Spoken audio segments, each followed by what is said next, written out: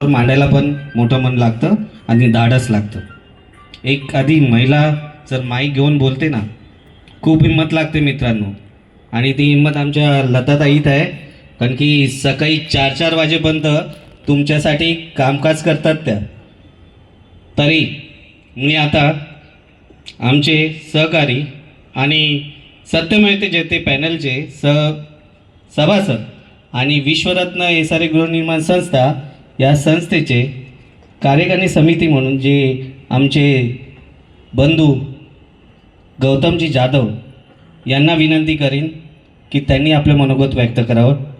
मित्रांनो, जे 9 गेलेत ना, त्यात ह्यांना पण खूप गल लावले होते हो. 1 नाही 2 नाही 3-3 4-4 गल लावले होते. कुठले तरी ह्याला अटकतील जाधव साहेब, पण जाधव साहेब पक्के राजकारणी आहेत. ते सहसा कुणाच्या गळ्याला लागणार नाहीत. ते तुम्हाला कधी खाऊन येतील ना, समजणार नाही. मी त्यांना विनंती करतो त्यांनी या भूखंडावरील लोकांसाठी मार्गदर्शन करावे. विश्ववंदनीय तथागत भगवान गौतम बुद्ध, भारतीय घटनेचे शिल्पकार, भारतरत्न क्रांतीसूर्य डॉक्टर बाबासाहेब आंबेडकर, हिंदवी स्वराज्याचे संस्थापक छत्रपती शिवाजी महाराज, थोर समाजसेवक महात्मा ज्योतिबा फुले, छत्रपती शाहू महाराज यांना अभिवादन करून, त्याचप्रमाणे आमच्या विश्वरत्न डॉक्टर बाबासाहेब आंबेडकर SRA सहकारी गृहनिर्माण संस्थेचे अध्यक्ष माननीय जितेंद्र जाधव, माननीय थॉमस सौमर डिकोस्टा डिसोजा, त्याचप्रमाणे लता माडिक, ज्योती सावंत, पूनमताई शिर्के, तानाजी जाधव, जॉन कार्डोस आणि कुरिल साहेब आणि उपस्थित सर्वांनाच सप्रेम जय भीम करून, खरोखर आज तुम्ही इतक्या मोठ्या संख्येने उपस्थित झालात, आपल्या पत्राला मान देऊन, त्याबद्दल तुमचे खूप खूप अभिनंदन. आणि स्वतःसाठी एकदा टाळ्या वाजवा आणि आपण घोषणेने सुरुवात करू. माझ्याबरोबर घोषणा द्या. डॉक्टर बाबासाहेब आंबेडकरांचा, डॉक्टर बाबासाहेब आंबेडकरांचा, छत्रपती शिवाजी महाराजांचा, छत्रपती शिवाजी महाराजांचा. आपल्या संस्थेचे अध्यक्ष माननीय जितेंद्र जाधव, आगे बढ़ो. हां, विवेक गायकवाड यांनी खूप आपल्यासमोर माहिती दिली. त्यांना मी इतकं सांगू शकेन, सच्चाई चूप नहीं सकती, सच्चाई चूप नहीं सकती बनावट के वसूलों से, और खुशबू आ नहीं सकती कागज के फूलों से. साहेब, तुम्ही खूप खूप काही बोललात की ह्या विभागाचं डेव्हलपमेंट करणं ही साधी सुधी गोष्ट नाही.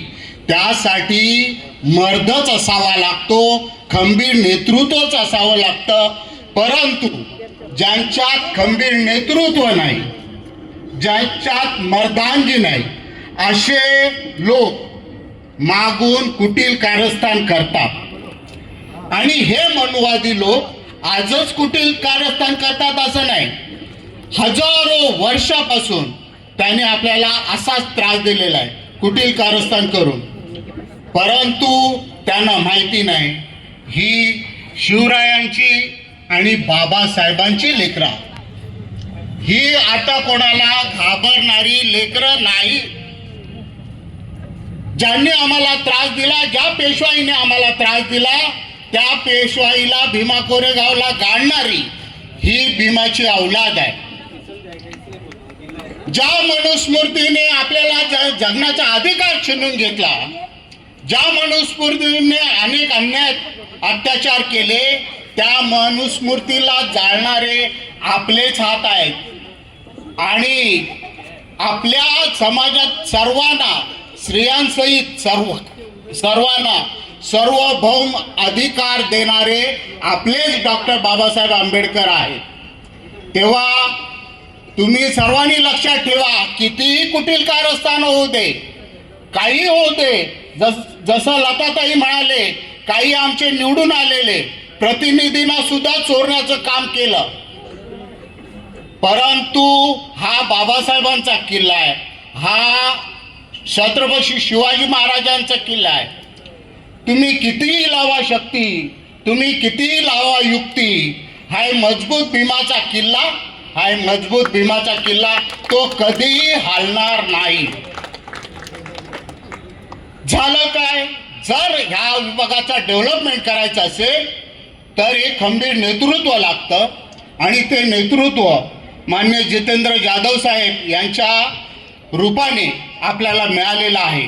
आणि ही जलन फक्त त्यांच्यावरच आहे की हा माणूस असेपर्यंत आपल्याला वाईट कामं करता येणार नाही.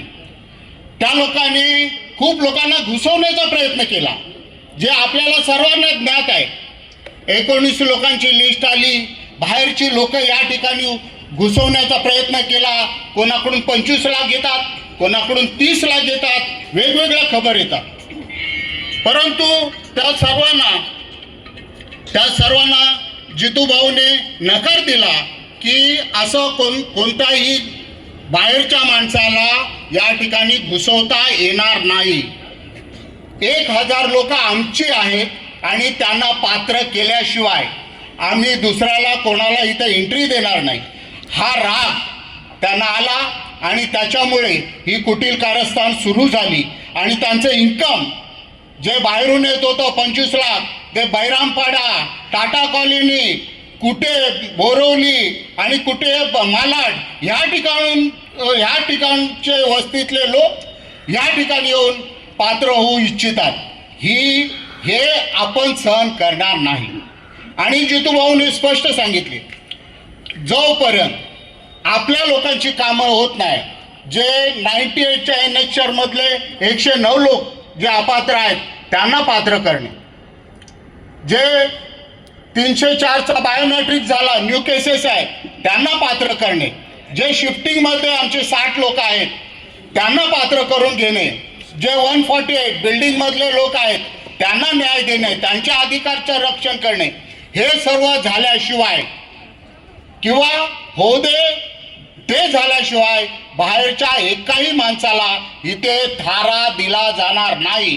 हे ठणकावून आपण फक्त त्यांनाच नाही तर बिल्डरला सुद्धा सांगितलेलं आहे. बिल्डरनी सुद्धा तसे प्रयत्न केला की आम्ही हा प्रोजेक्ट दुसऱ्या वस्तीबरोबर मर्ज करतो, त्यांच्या इकडचे लोक इथे येतील, इकडचे लोक तिकडे जातील. आम्ही त्याला स्पष्ट नकार दिला की तसं तुम्हाला करता येणार नाही.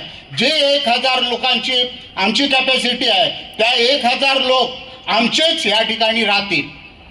आणि त्यासाठी जर विकास करायचा असेल तर खूप कामं करावी लागतात.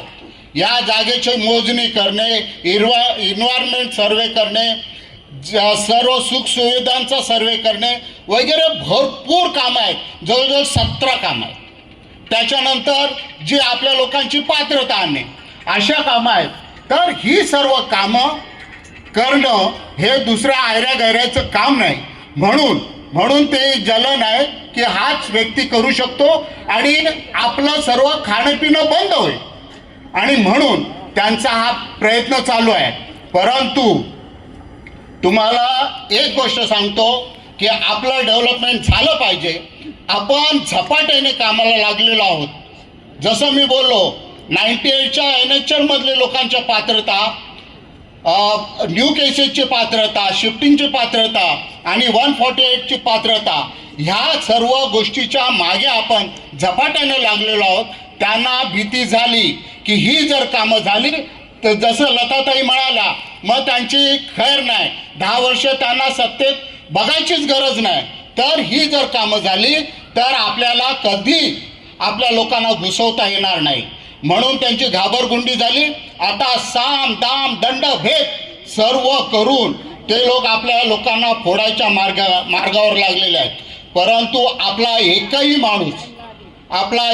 माणूस फुटणारा नाही आणि कोणत्याही आमिषाला बळी पडणारा नाही, हे आपण त्यांना ठणकावून सांगितलेलं आहे. आणि सांगू, हे सर्व जबाबदारी आपली आहे. आपण ठाम राहून आपण त्यांना धडा शिकवला पाहिजे. आणि ह्या गोष्टी ज्या आपण खंबीरपणे या ठिकाणी बसलेला आहात, खंबीर जी भूमिका आपली आहे ती खंबीर भूमिका कायम ठेवून हे जे मनुवादी आहेत, जे मनुवादी विचाराचे आहेत, जे आपल्यावर कुटील कारस्थान करतायत, त्यांचं कारस्थान आपण हाणून पाडलं पाहिजे आणि आपण संघटित राहून आपला विकास केला पाहिजे. आणि ही जबाबदारी जसं विवेक म्हणाला की फक्त कार्यकर्त्यांचीच नाही तर आपली सर्वांचीच आहे. सर्वांनी एक दुसऱ्याला सांगायला पाहिजे की जितूभाऊंच्या पाठी आणि ह्या कमिटीच्या पाठी आपण एकमताने खंबीरपणे उपस्थित राहणं आवश्यक आहे.